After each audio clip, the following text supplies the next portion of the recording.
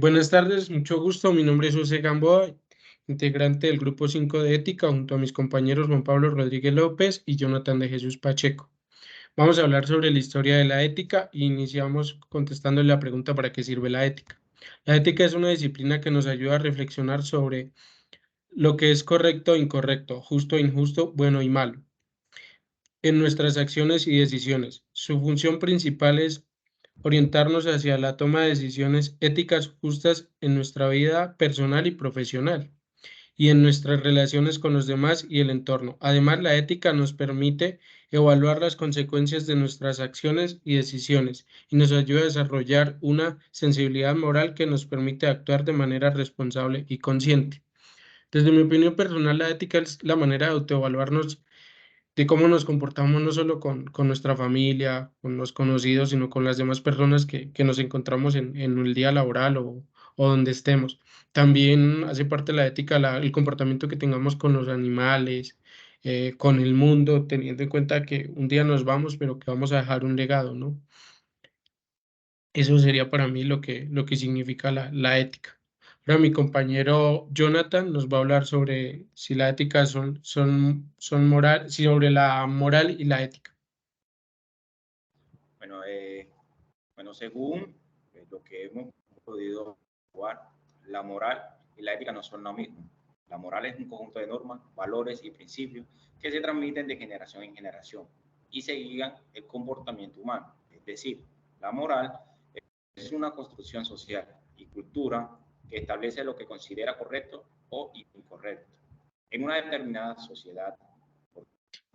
La ética es una reflexión crítica y razonada sobre la moralidad, que se trata de una disciplina fisiológica que ocupa de analizar y evaluar los valores, principios y normas morales y de busca fundamentos para justificarlos. Bueno, desde mi punto de vista, nosotros debemos saber identificar cuándo es moral y cuándo es ética. Pues ya sabemos que no son la misma cosa. Tenemos que tener un claro conocimiento de que la moral, como lo había dicho antes, son normas, valores y principios, que no es lo mismo a la ética, puesto que la ética nos ayuda a reflexionar el día a día de lo que podemos llegar a tener en nuestro día, ayudar a las demás personas, cómo comprenderla. Pues ese sería mi punto de vista. Mi compañero Juan les hablaría sobre cuál es la diferencia entre ciencia, ética y moral. Buenas noches, pues como lo mencionó el compañero, la moral se refiere a las normas, valores y principios que regulan el comportamiento humano en una determinada sociedad, mientras que la ética se ocupa de reflexionar críticamente sobre la moralidad. La ética, por lo tanto, va más allá de la moral, ya que se ocupa de analizar y evaluar los fundamentos de las normas, valores y principios morales y de buscar argumentos razonados para justificarlos. En otras palabras, la ética es una disciplina reflexiva que nos ayuda a evaluar la moralidad de nuestras acciones y decisiones y a tomar decisiones éticas y justas. Entonces, ¿cuál es la diferencia? La moral es lo que a nosotros las normas globales nos permiten y la ética es la autoevaluación que hacemos de si acogernos a esas normas está bien o está mal. Sobre todo porque muchas veces esas normas se aplican a muchas personas, a una sociedad completa y no podemos verlo puntualmente, cómo nuestras acciones van a afectar a las demás personas. Entonces, la moral básicamente se trata de lo que se nos permite y la ética se trata de lo que nosotros asumimos como bueno o malo dentro de lo que nos tenemos permitido. Otro de los puntos es, ¿enseñar un curso de ética es suficiente para cambiar las prácticas sociales? Iniciaré dando mi punto de vista y es que pues, realmente no, ¿no? Pasa como cuando uno va al colegio, se va uno para aprender muchas cosas, pero desde lo ético creería que inicialmente va mucho de las costumbres que uno tenga y de las cosas que le enseñen desde niño en el hogar, ¿no? De lo que va aprendiendo, de lo que le van enseñando y de lo que va viendo en el día a día. Entonces, por eso todas las personas tienen un comportamiento ético diferente y lo tienen, y de hecho es diferentes maneras de verlo según sus culturas donde se criaron. No es lo mismo ir a comparar, digamos, la ética de una persona de la India con la ética de una persona de este lado del mundo, de América. En la respuesta nos dice que enseñar un curso de ética por sí solo no es suficiente para cambiar las prácticas sociales. La ética es una rama de la filosofía que se ocupa de estudiar la moral y las acciones humanas en relación a ella, pero no puede forzar el cambio de comportamientos. Es cierto que un curso de ética puede ser una herramienta valiosa para crear conciencia sobre la importancia de las decisiones éticas y las implicaciones de nuestras acciones, pero la enseñanza debe ir acompañada de un cambio en las actitudes y prácticas individuales y colectivas. En resumen, era más o menos lo que les comentaba anteriormente, ¿no? Cada persona trae una manera ética de ver las cosas. Muchas veces vemos un ejemplo y es muchas personas, por ejemplo, en China comen perros o gatos y para nosotros, desde nuestras costumbres, eso es ilógico porque esa es la ética con la que nos criamos. Nuestro compañero eh, Jonathan nos va a hablar sobre lo que es el utilitarismo y el ideologismo, que fue los dos puntos que escogimos. Lo vamos a ver un poco por encima, teniendo en cuenta el tiempo. Sí, bueno, como ya lo había dicho mi compañero, pues escogimos dos sistemas, el utilitarismo y el odontolismo, si mal no estoy. Bueno, el utilitarismo es un sistema ético que se enfoca en maximizar la felicidad o el bienestar de la mayoría de las personas. Eso significa que una acción o decisión es correcta si produce la mayor cantidad de felicidad o bienestar para la mayoría. Incluso si esto aplica un sacrificio o daño a algunos individuos, en otras palabras, el fin justifica los medios. Muy cierto. Un ejemplo del utilitarismo es el caso de la empresa que decide despedir a un grupo de empleados para reducir costos y mejorar su rentabilidad, a pesar de que esto pueda afectar negativamente a las personas.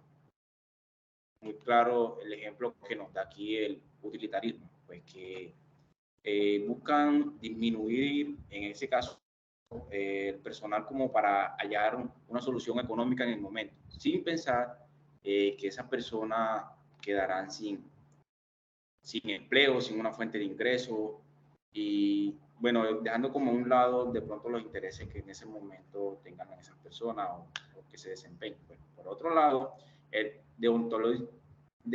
deontologismo, perdón, es un sistema ético que se enfoca en la moralidad de las acciones en sí mismas, sin considerar las consecuencias o resultados que puedan tener en este sistema. Una acción o decisión es correcta si cumple con un deber moral o una obligación independientemente de las consecuencias. Por ejemplo, una persona que se niega a mentir incluso si la verdad puede causar daño a alguien, estaría siendo un sistema ético deontológico. Bueno, muy claro darle ejemplo, pues que cuando uno tiene un principio pues, de hablar con la verdad, uno se debe mantener en eso. Pues. Así hiera a las demás personas, pero debemos hablar siempre y considerar hablar siempre con la verdad. A continuación, mi compañero les hablará sobre el cuarto punto, secuestrar personas y ponerlas a trabajar sin sueldo y a la fuerza es moral aceptable. Bueno, actualmente podemos decir que poner a trabajar a una persona a la fuerza no es moralmente aceptable. Es uno de los principios fundamentales de todos los humanos, que todos los humanos tenemos y que se nos debe respetar. Ahora hay que analizar, ¿alguna vez fue moralmente aceptable? Como todos sabemos, hasta hace algún tiempo sí lo era, porque las leyes de la época, las normas de la época lo permitían y lo veían con buenos ojos.